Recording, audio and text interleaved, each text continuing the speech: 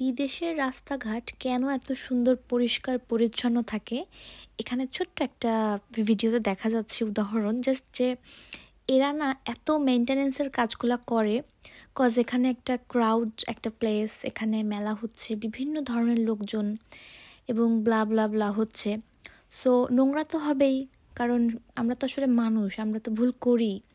কিন্তু এরা সাথে সাথে সেই ভুলটাকে শুধরায় ফেলে যে এদিক দিয়ে ময়লা হচ্ছে বা যাই হোক সেটাকে সাথে সাথে তারা হচ্ছে ক্লিন করে ফেলছে এই কারণেই আমরা জাস্ট রাত্রে মেলা শেষ বা যাই হোক সকালে আবার ক্লিন রোডটা পাচ্ছি তো আসলে পরিষ্কারের ওপর সবসময় যদি আমরা থাকি তাহলে তো আসলে ময়লা থাকে না এই কারণেই সবসময় আমরা এত ক্লিন একদম নিট অ্যান্ড ক্লিন দেখি সব কিছু আচ্ছা তো একটা মজার ঘটনা শেয়ার করি এই হচ্ছে ময়লা ফেলা নিয়ে আমরা একদিন আসছিলাম কোথা থেকে তো দেখলাম বেশ একটা ক্রাউড হচ্ছে রাস্তার একটা সাইডে তো কি হয়েছে তো পরে আমরা জানতে পারলাম যে ওইখানে একজনকে স্পট ধরা হয়েছে কিন্তু পুলিশ টহল পুলিশ বা মেনটেনেন্সের দায়িত্বে যারা থাকে তারা সবসময় রোড সাইড দিয়ে ঘোরাফেরা করে মানে ওইটা একদম সবসময় দেখে তো ও করছে কি একটা মনে হয় 20 পেন্স লাইক একটা 20 পেন্স বা 1 পাউন্ডই হবে তার একটা একটা সিগারেট খেয়ে ওই সিগারেটের ইয়েটা ফেলছে নিচে তো হয় না আমরা এরকম হুটহাট করে ফেলি তো না সামনে পড়ে গেছে ওটা তো ওই সাথে সাথে ওকে মনে হয় 200 পাউন্ডের জরিমানা করছে হ্যাঁ তো ও হচ্ছে ওকে পেটা করতেই হবে তখন করলে ওইটা আর যদি ও পরে করে যে সব যদি কাছে না থাকে তাহলে পরে করলে আরও আর কিছু বেশি করতে হবে ওকে জরিমানাটা কিন্তু করতেই হবে তো 20 পেন্স লাইক 20 পেন্স মানে 30 টাকা হবে বাংলা টাকা 30 টাকার একটা সিগারেট খাওয়ার জন্য 200 পাউন্ড মানে অলমোস্ট 25 থেকে 28 হাজার টাকা এটা ওকে ওই 30 টাকার জন্য পে করতে হয়েছে এবং করতেই হবে তুমি কোনো কিছু করার নাই তুমি তোমার জেলও হয়ে যাবে এটা এবং এই জেলটা 3 থেকে 6 মাসও হইতে পারে বছরও হইতে পারে তো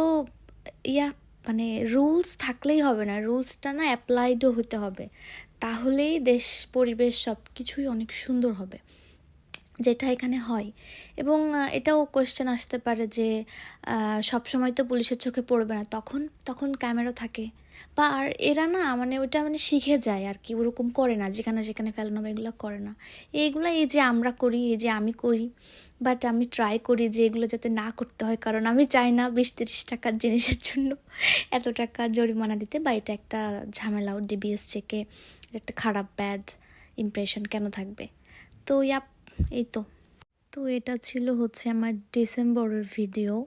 ওই পর্যন্ত আমি সেই টাইমে ভয়েস দিয়ে রাখছিলাম আর এটা হচ্ছে আমি আজকে দিচ্ছি মানে কালকে হয়তো বা ভিডিওটা আমি পোস্ট করতে পারি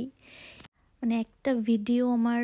পোস্ট করতে করতে 8 মাস লাগে এটা হচ্ছে ডিসেম্বরের ভিডিও আর এখন মনে হয় অগস্টের কত তারিখ চলতেছে মানে আমি কি ধরনের ভ্লগার ভাই মানে আমার ভাবতেও ভাল লাগে আমি উফ 8-9 মাসের পর পর আমি একটা করে ভিডিও আপলোড দেই এনিওয়েজ আসলে হয়ে ওঠে না আসলে আমার ছোট্ট একটা সংসার আছে এখানে